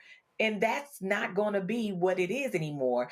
I don't even think, to Larry's point, like this will be done before he leaves office because you can guarantee that it is probably quite likely that Donald Trump or someone that is associated with Donald Trump is making money off of this construction. Oh, hell yeah. And so there is no rush to finish this, especially if he sees himself as just sort of being permanently installed here. This is an unnecessary building project. And the fact that you would do it at a time when you have federal workers who are furloughed and federal workers who have been riffed and others who, are required to work and not be paid like air traffic controllers and others. It is extraordinarily cruel to do this while people are staring down the barrel of no SNAP benefits, no EBT benefits, right? Like all of this is happening at the same time that we can find billions of dollars to send to Argentina to make room for white South Africans to, build this, along with buy 2 jets for Kristi Noem and her outfit. And you can't figure out how to make sure that people get paid, how to make sure that Americans are employed. If people aren't alarmed, not just by the historical and the security aspects, which are very legitimate, just the optics of such opulence being created while people are literally not knowing where they're going to get their next meal or how they're going to provide for their families. If that doesn't make anybody upset, I don't know what will. Oh, yeah. This is what they're doing. And so this is how the thugs roll. All right. Roland, Yeah. Roland, it occurred to me, it's an old building, and Trump probably got tired of Black folks saying we built that house since enslaved and free Blacks built it. But what about asbestos? You know it probably has asbestos, and they're not doing any type of remediation. You know it's about to be a bunch of sick people. They don't care. He don't give a damn. He don't give a damn. He's doing whatever he want to do. He don't give a damn. His whole deal is, I don't care. Y'all can't stop me. And the Republicans, them punk asses, they ain't saying nothing either. So you have a bunch of people who's going to end up suing the federal government because they got sick because of this. He don't care. He don't give a damn. He's like, whatever. Whatever. That's how these thugs roll. All right, y'all, going to a break. I'll be right back. Roland Martin Unfiltered on the Black Star Network. As a pastor, I hear a lot about trips to the doctor, bills piling up, jobs being lost. So as your delegate, I went to work writing laws that protect families, helping parents care for their disabled children, capping insulin costs, lowering prescription prices, and investing in our police and schools. I'm Josh Cole, and as your delegate, I'm working to keep us strong and safe. If in this country right now, you have people get up in the morning and the only thing they can think about is how many people they can hurt, and they got the power, that's the time for mourning. For better or worse, what makes America special, it's that legal system that's supposed to protect minorities from the tyranny of the majority. We are at a point of a moral emergency. We must raise a voice of outrage. We must raise a voice of compassion. And we must raise a voice of unity. We are not in a crisis of party versus party. We are in a crisis of civilization, a human rights crisis, and a crisis of democracy itself. And guess what? You've been chosen to make sure that those that would destroy, those that would hate, don't have the final say, and they don't ultimately win. Now that Roland Martin is willing to give me the blueprint, hey, Cyrus, I need to go to Tyler Perry and get another blueprint because I need some green money. The only way I can do what I'm doing, I need to make some money. So you'll see me working with Roland. Matter of fact, it's the Roland Martin and Cheryl Underwood show. Well, should it be the Cheryl Underwood show and the Roland Martin show? Well, whatever show it's going to be, it's going to be good.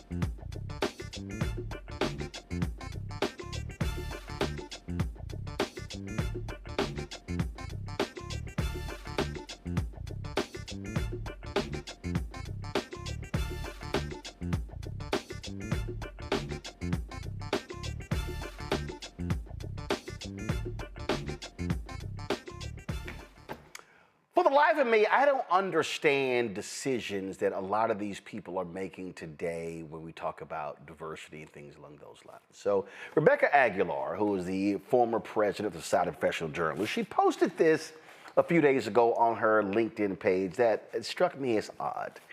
She says, is the Society of Professional Journalists following the Trump agenda by wiping out diversity efforts? After more than 15 years, the Dory J. Maynard Diversity Leadership Program has been canceled. It was a decision made by Emily Block, the outgoing president. The program was named after Dory J. Maynard after she passed away in 2015. I knew Dory very, very well, folks. She was a well-known journalist who committed her time to advocate for diversity in newsrooms and SPJ. She was one of my mentors in the program in 2010. Her dad also, Robert Maynard, was the publisher of the Oakland Tribune. The leadership program gave journalists of different backgrounds, race, religion, LGBTQ, disabilities, the experience of a national conference, MediaFest 25, and mentors. The outgoing president also never staffed the diversity committee, putting an end to it too. We all know the importance of these SPJ programs. They make an impact. I chaired, let's see here, I'm gonna pull up the next one. I chaired, let's see here, hold on, chaired the program, They Make an Impact.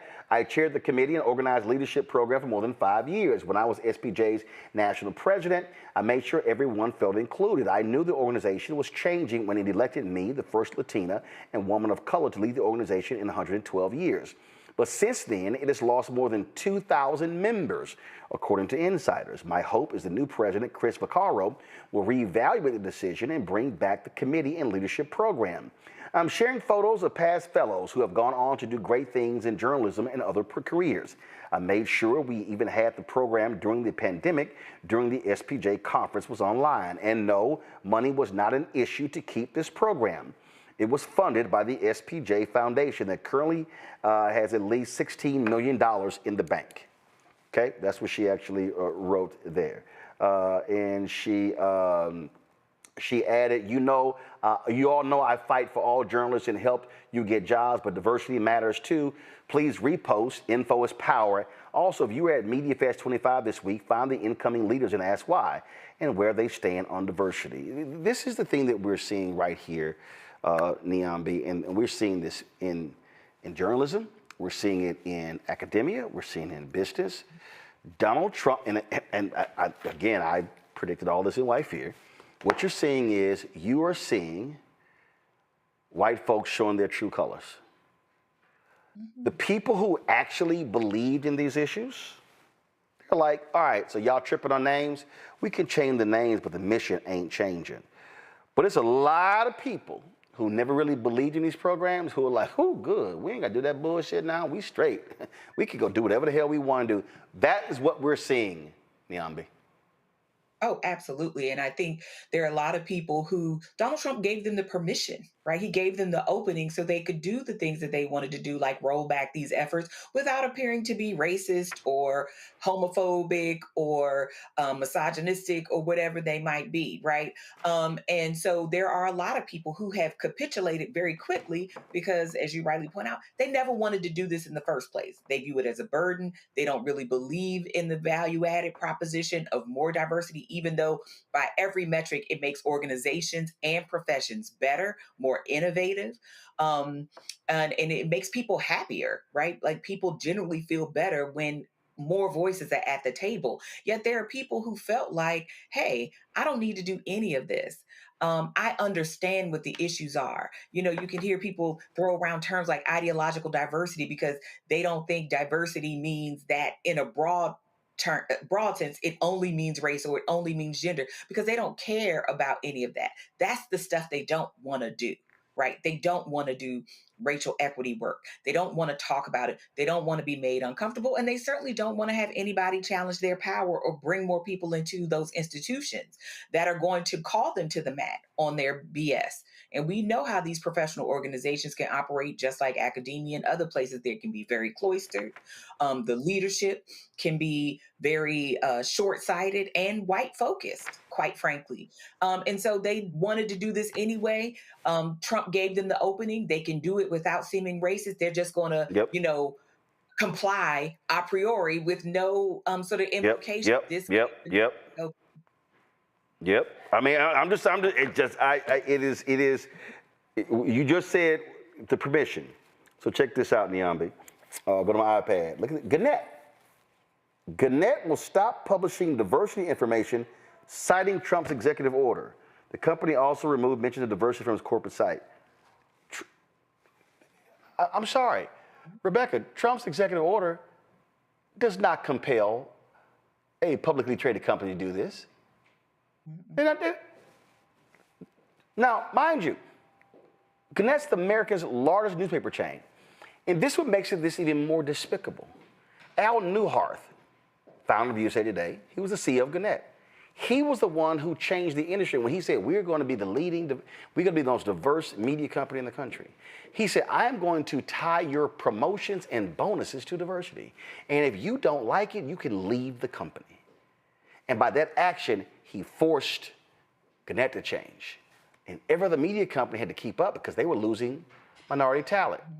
And so I don't understand what SPJ is doing. And so the new president, and I'm vice president digital for the National Association of Black Journalists, trust me, he's going to be hearing from me because this is idiotic.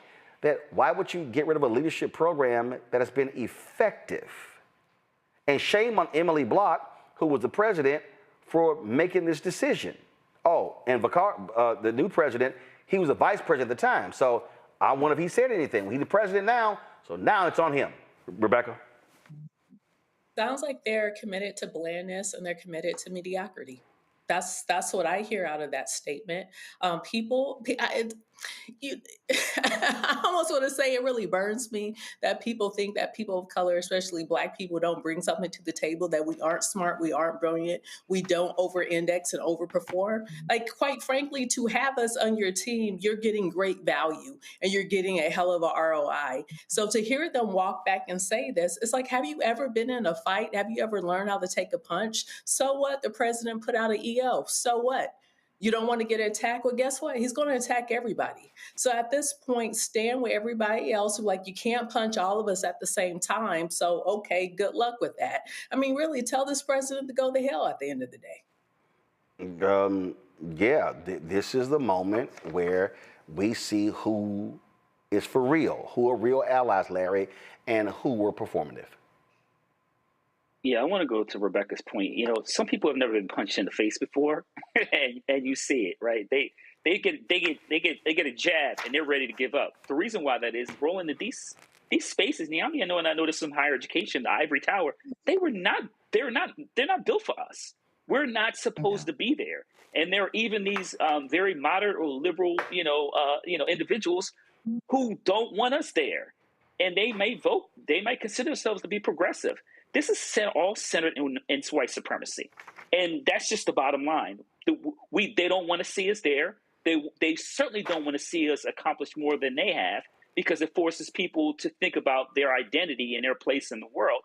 And this is a story that's been written in this country for centuries since our first enslaved Africans arrived here, our ancestors. But this is rooted in white supremacy. That's the bottom line. They don't want to fight because they didn't want us there in the first place, Roland. Oh, no, they didn't want us in the first place. SPJ, y'all be hearing from me, and NABJ. Trust me, you will. Folks, Arizona Attorney General is suing House Speaker Mike Johnson, demanding that he swear in a duly elected member of Congress. She won her late father's seat in landslide nearly a month ago. Now, Johnson's been holding up Grijalva's swearing in until Senate Democrats agreed to end the government shutdown. Now, mind y'all do know that he did this twice for Republicans, and he just keeps saying that, oh, I'm not doing anything. Now he's saying that now Attorney General, Arizona Attorney General Chris May says there's no legal reason to block her. Again, she's Arizona's first Latina elected to Congress. She says, I'm ready to go to work. Today is day 28 since my election. And I think that it's really important that we appreciate that 812,000 Arizonans do not have representation in Congress. My dad passed away a little over 7 months ago in March. And since that time, the offices were able to provide constituent services. It was the People's Office of Arizona CD7. On September 23rd, those services ended. And so I do not have access to provide services in district. And I think that I also don't have a budget.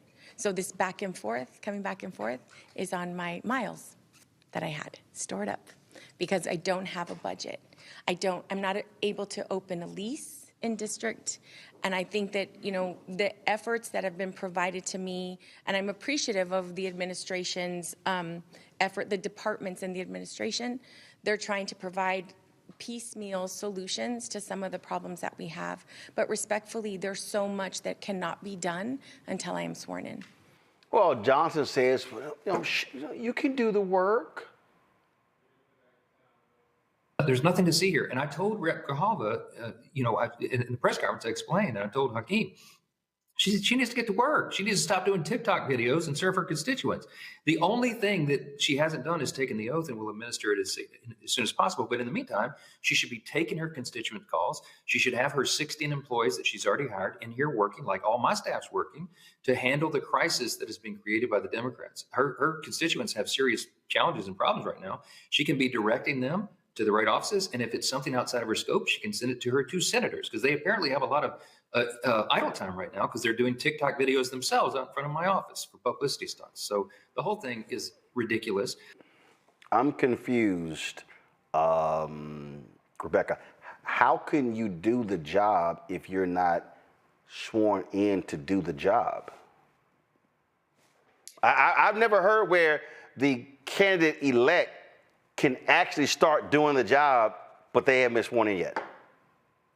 She doesn't even have her congressional pin. She can't even go to the floor of the House. Yeah, when she comes to the House, she has to go through the visitor line. Yes. So you're really trying to tell me that she can hire 16 staffers on what budget? You cannot do that unless you're sworn in and then officially you get your budget. So he's making stuff up. At this point, they should just say, what did the press secretary say last week? Your mama. You know what? Just reply to him like, you know what, Speaker Johnson, your mama. Like, what is he talking about? And here's the thing. He's such a bad liar. If you're going to lie, get up and lie every day, at least be good at it. He's not even good at it. It's quite frankly, it's ridiculous. And he's lucky that they're not standing, not just outside of his office, but they're not sitting outside of his house. That they're not, in fact, the entire delegation need to go down to Shreveport.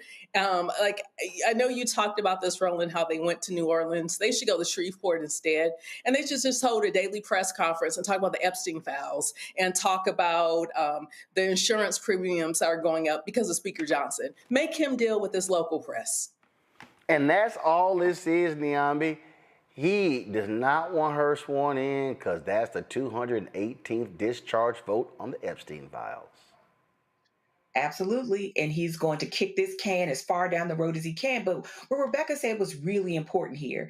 I mean, he doesn't even have to lie, right? Like, just say, I don't want to, because that's their answer to everything else that's happening in this administration. I don't want to. I mean, he was on ABC, the Pelosi precedent, it was this. I mean, that boy hopping all over the place.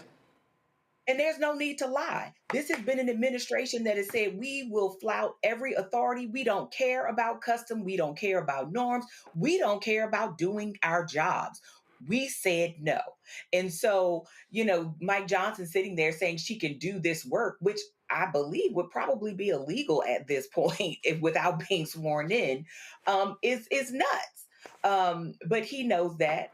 I think the fact that he even cares to lie at this point tells us something, that he doesn't have the strength of his own convictions. He doesn't believe in anything probably besides the fact that he wants to try to keep his own job, and nobody there seems to like him very much in the House. But this is not about TikTok videos or any of this other stuff. It's about him not leading and not doing his job as Speaker of the House. They don't want to deal with Epstein. That's all this is. And I love this, Larry. He's like, well, the other ones, they flew the family members in. And they're like, so you're saying she fly her family members in, you're going to do it? Well, no, that, like, dude, just, right, stop trying to just sit in here. Just simply say, ain't going to happen. Right. Listen, just keep it 100. Niambi hit on it. I mean, they're pretty much usually telling you, like, we're just not going to do it. Listen, Roland, the Congresswoman-elect can't even open a bank account with the Congressional Credit Union. or to take out a loan to pay her staff. So this idea that somehow she could do the work and she's, these 16 staffers, as a former congressional staffer and looked at many budgets, listen, you get elected, you get a lot of the budget and you hire your people. You get a key, etc. She can't do any of that. He knows that this game he's playing as Speaker of the House is really beneath beneath what we've seen in the past in terms of Pelosi and other strong speakers of the House who would, if there's an issue, they would speak to you directly.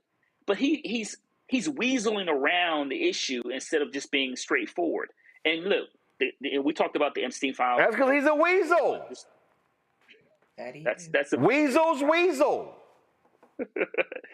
I mean, every time I see him, it's like, he reminds me, of some guy you see, walk out your house, hiding behind a bush somewhere. You cannot trust him. And he's not serving not only her constituents, he's not serving, his own constituents and his constituents of the other 434 members of Congress who should be back voting on substantive issues in terms of the appropriations process. But that's a whole nother issue relating to, a CR. But he needs to be honest and stop lying and pretending like, and making up every other excuse under the sun he can think about. You're the Speaker of the House. It is beneath that position to squirm and make up all kinds of excuses. This is called the protection of pedophiles. At the end of the day, listen, if you keep saying there's nothing in the files, you don't fight this hard for them not to get released. I mean, this a lot of fighting, Rebecca, like a whole lot, like a lot. I mean, you have a prince across the pond who's losing his titles because of the Epstein files, but you don't really say that there's nothing in those files. Come on now. Come on. Or even seeing that a former Israeli prime minister was in those files. Come on. Like, we know. we know what's going on. And at the end of the day, the files are going to come out. And that's the thing. They are going to come out. So now Mike Johnson is now going to be known as the keeper of the pedophile files, that he supported protecting those files from being released. That's the thing. I'm just like, what is his end goal? He thinks that Congress isn't going to be in session until the midterm elections. Like, does he really think that this is going to continue for the next 14 months? It's not. Those 218 those 218 signatures are going to happen for the discharge to happen. So what's the end goal? Like, he's just going to fight this for like 2 more weeks? Like, come on. Yeah, I know. Listen, if they vote on the budget, he going to find some other excuse, Niambe, to not. I'm just going to keep y'all on. I mean, they have been on vacation 73 of the last 85 days. Mm-hmm. Look, I mean, they are dug in their heels. He has his marching orders. Those files are not to come out, and he is going to do everything he can. I agree with Rebecca. They're going to come out eventually, but they are going to do everything they can in the meantime to prevent that from happening. That means hurting the American people. That means, ruining his credibility and everybody else's in his party to do it. I mean, this is the same party that, remember, a few years ago was running with the story that Hillary Clinton and John Podesta were running a ring of pedophiles. And here we are. Our president has pictures with an actual convicted pedophile and his handler and their victims. And some birthday drawings. And some birthday drawings and everything else. And you're talking about there's nothing to see here. So I agree with you, Roland. This is a case of thou doth protest too much. And this was also what they campaigned on, right? Yep. Complete transparency. We're going to let you see them. And even their own voters when you have Marjorie Taylor Greene and others saying, well, what's happening here? That should put us all at some dis-ease. Absolutely. All right, y'all.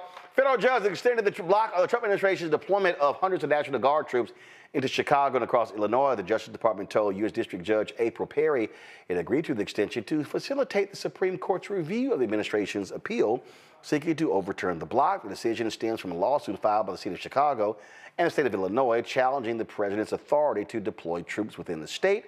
The Supreme Court could rule on the administration's request at any time. Judge Perry cautioned under federal rules she can extend the temporary restraining order only once.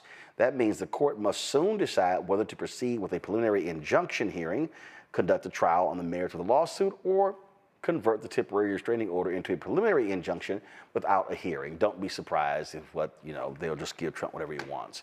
Oh, remember that white guy, the racist? Donald Trump's picked to lead a key federal watchdog agency. Well, his punk ass resigned.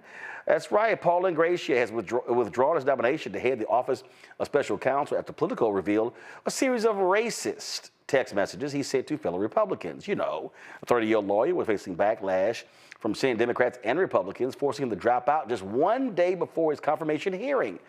Messages linked to Ingration included racist slurs, praise for Nazis, and denigration of black holidays like MLK Day, Juneteenth, and Kwanzaa.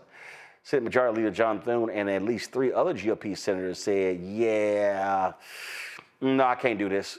I can't do this. Now, you know it must be something, Larry, when the Republicans say, shit, even he too racist for us. Yeah, a bridge too far on white supremacy. I never thought I would see the day, but here we are, Roland. You're right. It's always interesting to hear Thune and some of the other Republicans say, well, you went too far. This is too racist. They like, damn. So, right. You know, when the racists say you're a racist, that's really, how bad it is. But he still works. He's still got a job, Roland. We should still know he's still a federal employee. He hasn't been fired from that job. Oh, no, because Trump don't mind racists. Oh, what's that? Trump don't mind racists. He got Stephen Miller sitting right next to him. Yeah, well, Stephen Miller among dozens of others working at the White House. But like I said, this is a bridge too far on the racism. But he won't be the last individual we'll see text messages or other videos, etc., who said racist things. I think this is eventually we'll saw what J.D. Vance is saying from the other text messages. Hey, it's not that bad. It's just locker room talk. So I think while he's a sacrificial lamb, we'll unfortunately see a bunch of other crazy fools come through and get confirmed who've made the same kind of comments. Anybody shocked by this? One of the January 6 terrorists pardoned by Donald Trump, the twice impeached criminally convicted felon in chief, has been arrested for threatening to kill Democratic leader Hakeem Jeffries. 34-year-old Christopher Monahan from Clinton, New York, charged with a felony count of making a terroristic threat. He's currently being held at the Dutchess County Justice and Transition Center in Poughkeepsie, New York. A judge set his cash bail at $10,000, his bond at $30,000, or a partially secured bond of $80,000. He's back in court on Thursday. Jeffrey released a statement regarding his arrest, saying, "I'm grateful to state and federal law enforcement for the swift and decisive action to apprehend a dangerous individual who made a credible death threat against me with every intention to carry it out. The person arrested, along with thousands of violent felons who stormed the U.S. Capitol during the January 6 attack, were pardoned by Donald Trump on the president's very first day in office. Since the blanket pardon that occurred earlier this year, many of the criminals released have committed additional crimes throughout the country. Unfortunately, our brave men and women in law enforcement are being forced to spend their time keeping our communities safe from these violent individuals who should never have been pardoned. It is the honor of my life to serve in Congress during these challenging times. Threats of violence will not stop us from showing up, standing up, and speaking up for the American people." Tuesday, reporter asked House Speaker Mike Johnson about the arrest of the January 6 terrorists. While Johnson condemned the threat against Jeffries, he said violence is more prevalent on the left than the right. Wow, that's your answer, Mike?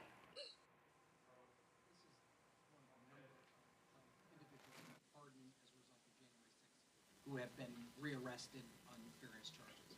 Did President Trump make a mistake by just offering up a blanket pardon for every single person that was convicted as a result? I don't know any of the details of this at all. I don't know who's been alleged to have been involved in this. I will say that anybody who threatens political violence against elected officials or anyone else should be have the full weight and measure of the Department of Justice on their head.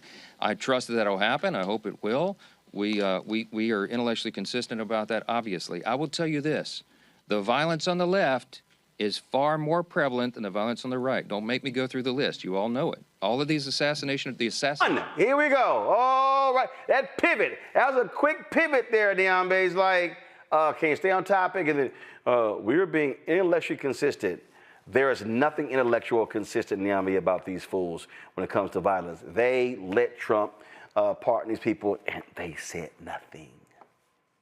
Well, and not only that, I mean, the racist violence, as you said, I mean, we got to remember the Unite the Right rally where there were good people on both sides. The guy who went into, the pizza shop here in DC with a weapon prepared to free children from the pedophile ring. I mean, and it is not even about keeping score about who on the right or the left, but they don't ever want to just say, it was wrong. This shouldn't have happened. And, this is one of those things that might happen when you release violent people into the public en masse, right? We're talking about 1,600 people that there was a blanket pardon given to, who were there swinging flagpoles, who'd hit police officers, who'd bear sprayed law enforcement officials at the Capitol that day, who were threatening members of Congress on that day, who threatened a sitting vice president on that day, who threatened a Speaker of the House on that day. And we said we thought it would be a good idea to release all those people in the public. And of course, they don't want to have that conversation because if nothing else, there are 1,600 more violent people on the street right now because of this administration, but they would rather score political points than just say, this is wrong, it shouldn't have happened, this is not okay. Rebecca? You know, he said there was a list and we know all the names. Cool, then name the list. I want to hear the names. Since we all know, I want to hear all the names on the left. Like, I'll wait. Like, name the names. And it'll be a short wait. Larry? Roland, real quick, is a reminder. A couple of years ago, then FBI director testified that, white domestic terrorist violence was the #1 issue in this country. Yep. So there's that. Yep. White people. White people. All right, last story here, y'all. Saturday, in cities across the country, nearly 7 million people gathered for the No Kings rally to protest the Trump administration. I saw this video in Alabama, which, of course, ranks #1 in child poverty. One rally speaker really just laid out these issues in Alabama and how they're impacted.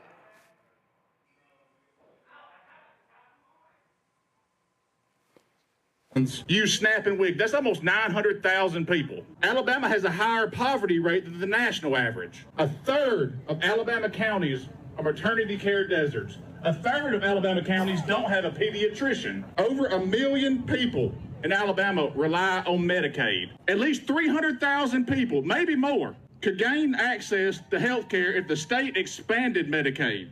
That would also create and save jobs and ward off the closures of rural hospitals and healthcare services. But our state leaders continue to refuse to, and our national representatives vote to cut healthcare. 130,000 Alabamians could lose their healthcare coverage. You can't call yourself pro-life and refuse to expand Medicaid. You can't call yourself pro-life and cut healthcare. You can't call yourself pro-life and be against feeding children. You call yourself pro-life because you support forcing every baby to be born, yet you are against helping people who are alive. You can't say you're for small government and want the government in all of the uteruses. You can't say you're for small government and support the federal government taking over cities. You can't say you support states' rights and support other states invading states. You can't say you support free speech but want the government to punish people you disagree with for expressing theirs. You can't say you love freedom if you support taking other people's freedoms away. Good people do not look at what is going on and cheer it on. Good people do not cheer on the oppression of others. Good people do not stay silent as others are being oppressed. Good people know the difference between patriotism and nationalism.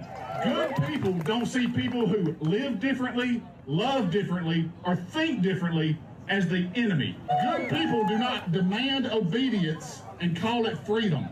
I have consistently said that white Democrats have to take people like him and travel across the state and look broke, white conservative people with jacked up health care and jacked up education in the eye and say, I'm talking to you. What say you, Rebecca? You know what? I think it's good. The only thing that I would say about his remarks And so he talked about healthcare, and he talked about specifically in Alabama, he called it a healthcare desert. I would just say, you know, let's not call it a desert, because deserts occur naturally within nature, but it is healthcare apartheid because it is intentional, it is manufactured, and it's because of broken policy. Larry? Yeah, so, I mean, it was an important speech. He highlighted some data points that are critical. But Roland, the state of Alabama, white folks there have voted consistently Republican. And listen, the only way it gets addressed is that people like him and others that crowd have honest conversations with family members about how they're voting, or things will continue to get worse.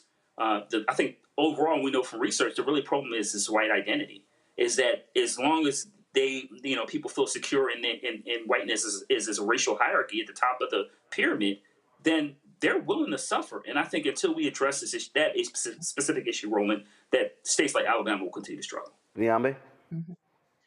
Yeah, I mean, given the plethora of problems that Alabama has, I think Rebecca is exactly right. The problems in Alabama are created, and they can be eradicated through different kinds of political choices. But the problem, to what Larry said, is that everybody has to understand that none of us were made to live like this. You can't want it for some Alabamans and not expect it to happen to you. You can't want to take away health care and food benefits and clean water and all of those things and expect it just to hurt Black Alabamans or others. I think this is a prime case that people have made choices that left them all behind because they would rather be in the muck than to see anybody that is not white get ahead. And this is the trick that white supremacy plays on white people. It makes them think that they are going to be able to live better and to surpass Black folks if they just ignore them,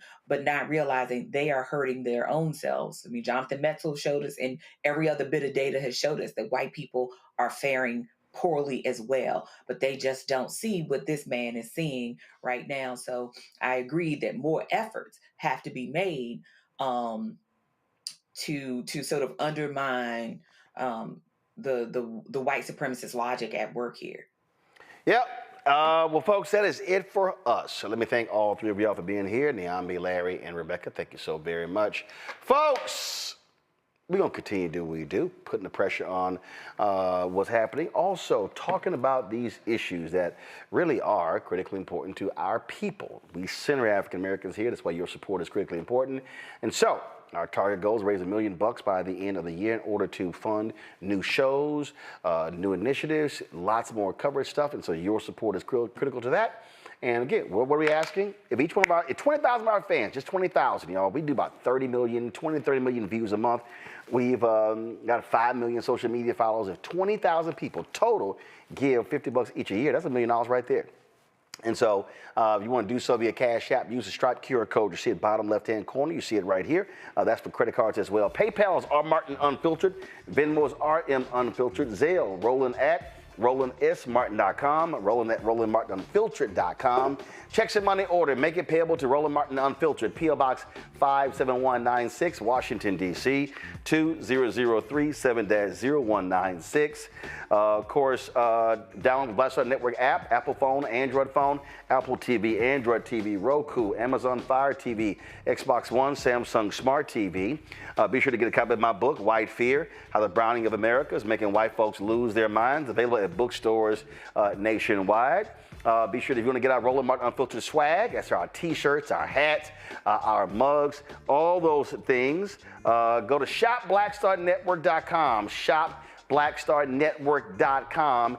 That's for our t-shirts. Now, if you want to get all these black-owned products to my left, you see all these products here. We got our chips, we got our hats, we got our relishes, we got our car wash items, we got, of course, toilet paper, we got puzzles, we got smocks, backpacks, all that stuff. Skincare products, go to shopblackstarnetwork.com, shopblackstarnetwork.com for all of those products. You can also check all of that out. And so again, shopblackstarnetwork.com. And of course, be sure to download the app Fanbase, get that app. You can check it out, download the app, and then if you want to invest, go to startengine.com/fanbase, startengine.com/fanbase. And shout out to Savannah State. I decided to rock their, of course, crew neck today. So shout out to Savannah State. So I'm looking for my I thought Wilberforce sent me a sweatshirt. I'm looking for it, so I'm trying to find it. I know Wilberforce sent me a T-shirt, but I thought they sent me a sweatshirt, so I'm looking for it. So again, shout out to Savannah State. All right, folks, I'll see y'all tomorrow right here, Roland Martin Unfiltered on the Black Star Network. Hi!